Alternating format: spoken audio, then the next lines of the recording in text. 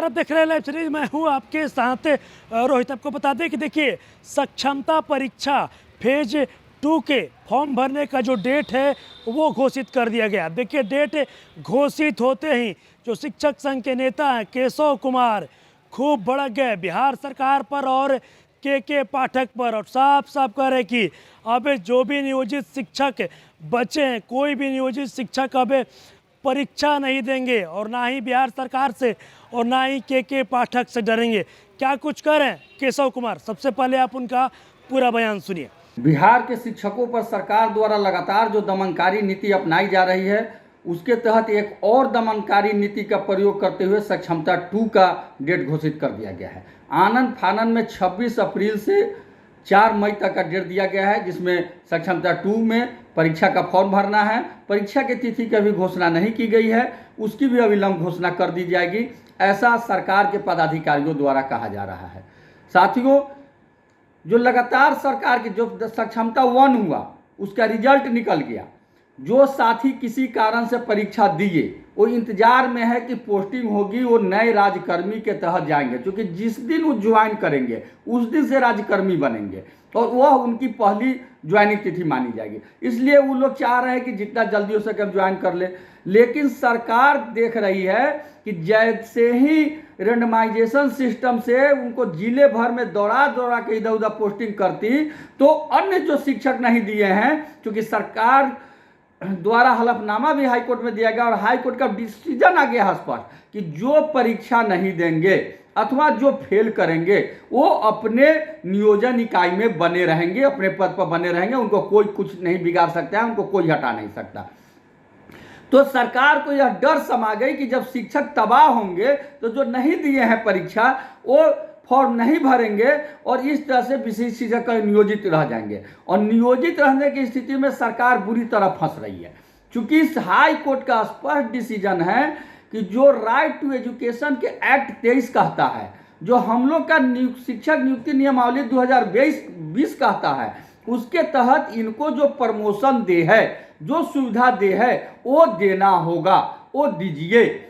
और जब हम लोग 2007, 9, 8, 10, 9, 11, 12, 14, 15, 17 में जितने लोग प्रशिक्षण किए हैं, सबका प्रशिक्षण का 8 साल पूरा हो गया है। इसलिए अब सरकार को पहले स्नातक ग्रेड और प्रधान शिक्षक ग्रेड में प्रमोशन देना होगा, तब जाना होगा। जैसे ही हम विशिष्ट शिक्षक बन करके नए विद्यालय में योगदान करेंगे, वो हमारा पहला योगदान तिथि हो जाएगा। तो उस दिन से 8 साल के बाद प्रमोशन की बात होगी, वह भी हमारा अधिकार नहीं होगा, सरकार अपने रीति के अनुसार देगी, यानी प्रमोशन की प्रक्रिया समाप्त।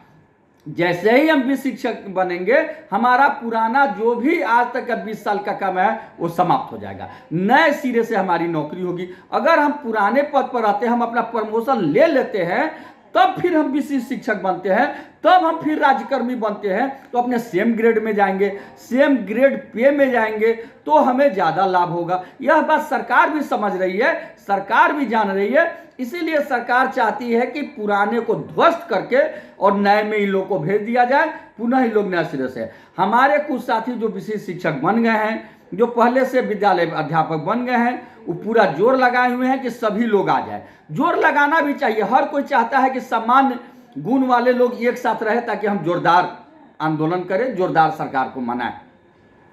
बहुत सारे साथी परसों से ही लगातार फोन पर संपर्क कर रहे हैं कि सर अब क्या किया जाए, अब क्या किया जाए, इस बार फॉर्म भरे कि नहीं। मैं बिहार के सभी शिक्षक संगठनों की प्रखंड इकाई से करबद्ध आग्रह करता हूं कि आप आज से कल तक सर्वे कर ले कि शिक्षक क्या चाहते हैं, और जिला इकाई से भी आग्रह करते हैं कि आप अपने प्रखंड इकाई से आज से कल तक सर्वे कराकर खुद सर्वे करके समझ लीजिए कि शिक्षक क्या चाहते हैं। और कल रात तक निश्चित रूप से मेरे पर्सनल व्हाट्सएप पर आप अपना ओपिनियन जरूर हमको भेजिए, मेरे पर्सनल व्हाट्सएप पर, ताकि हम सभी लोगों की राय को जान के, पढ़ के, समझ के और अगली रणनीति की घोषणा कर सके, आगे बना सके। क्योंकि हम जानते हैं परीक्षा देंगे तो भी कुछ लोग विरोध करेंगे, नहीं देंगे तो भी कुछ लोग विरोध करेंगे, कुछ लोग समर्थन करेंगे। ये मानव का नियम है, आप कुछ भी कीजिए, कुछ समर्थक कुछ विरोधी होते ही रहेंगे। अब हाई कोर्ट का डिसीजन आ चुका है, न अब हमको कुछ कहना है, न किसी संगठन को कहना है, न सरकार को कहना है। हाई कोर्ट के डिसीजन को आप अध्ययन कीजिए।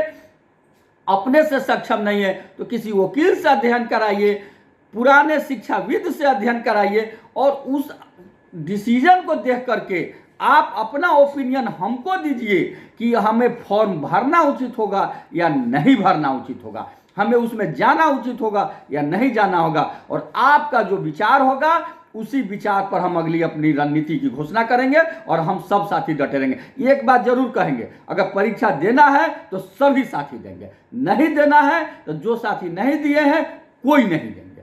सबको एकजुटता बना के रखिए, तभी आगे सरकार हमारी बात मानेगी। और सरकार के बहकावे में और झांसे में नहीं आइए। सरकार जानबूझ के ऐसी दोगली नीति की घोषणा कर रही है, दो रंगी नीति की घोषणा कर रही है, जिससे शिक्षक बर्बाद हो जाए, शिक्षा बर्बाद हो जाए, छात्रों का पठन पाठन चौपट हो जाए, क्योंकि सरकार नहीं चाहती है कि विद्यालय सही ढंग से चले, बच्चे पढ़े। इसलिए आप लोग सरकार के बहकावे में नहीं आए, उसके बिछाए हुए जाल में नहीं फंसे। आप हाई कोर्ट के जो डिसीजन है उसका अध्ययन कीजिए, जो राइट टू एजुकेशन एक्ट है उसका अध्ययन कीजिए, वकील से राय लीजिए और आप अपनी राय हमको दीजिए। हम बहुत जल्द रविवार के शाम तक या सोमवार को हम अगली रणनीति की घोषणा करेंगे कि हमें क्या करना है। और वह रणनीति अब तमाम साथियों के विचार से हाई कोर्ट और सुप्रीम कोर्ट के विद्वान अधिवक्ता से हम सलाह लेकर के, सरकार के भी जो हमारे हितैषी बड़े अधिकारी हैं उनसे सलाह लेकर के, और तब हम वह घोषणा करेंगे और बहुत जल्द वह घोषणा होगी। आप तब तक अपनी एकता बनाए रखिए, चट्टानी एकता पकड़ के सरकार के सामने न हम रुकेंगे, न झुकेंगे, न टूटेंगे। इनकलाब जिंदाबाद, शिक्षक एकता जिंदाबाद। आपका केशव कुमार, प्रदेश अध्यक्ष शिक्षक संघ बिहार। तो अभी आपने देखा जो शिक्षक संघ के नेता हैं केशव कुमार, उन्होंने स्पष्ट तौर पर कह दिया है कि अबे कोई भी शिक्षक सक्षमता परीक्षा नहीं देंगे, क्योंकि हम लोगों को हाई कोर्ट से राहत मिल चुका है। और साफ साफ कहते नजर आ रहे हैं कि ना शिक्षक कभी सरकार से डरे हैं और ना ही कभी डरेंगे। और भी क्या कुछ कहना था शिक्षक संघ के नेता केशव कुमार का, वो आपने इस वीडियो में देखा। बस इसी तरह की तमाम खबरों के साथ आप मेरे साथ जुड़े रहें। तब तक धन्यवाद।